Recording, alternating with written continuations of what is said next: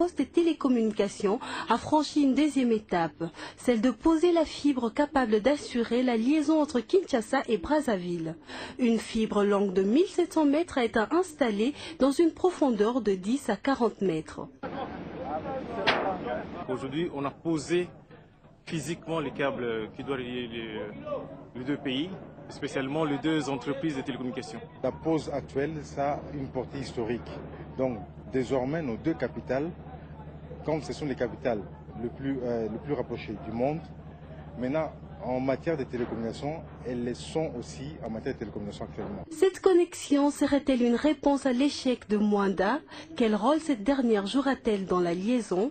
Chacun de nos pays fait partie du consortium WACS. Donc on a mis le câble en mer et on a pensé, entre les deux pays, voyez, de mettre un câble qui nous relie pour remplacer d'abord notre vieux faisceau hertzien qui était là et pour servir aussi de secours pour les communications, pour le WACS. S'il y a un problème entre Mwanda et Kinshasa ou bien entre Pointe-Noire et Brazzaville, on peut utiliser ce câble. Le travail qui a demandé beaucoup de persévérance et d'efforts a presque touché à sa fin. La fibre reliant Kinshasa à Brazzaville a été placée dans le fleuve avec succès, mais alors, à quand l'effectivité de la connexion de la fibre optique?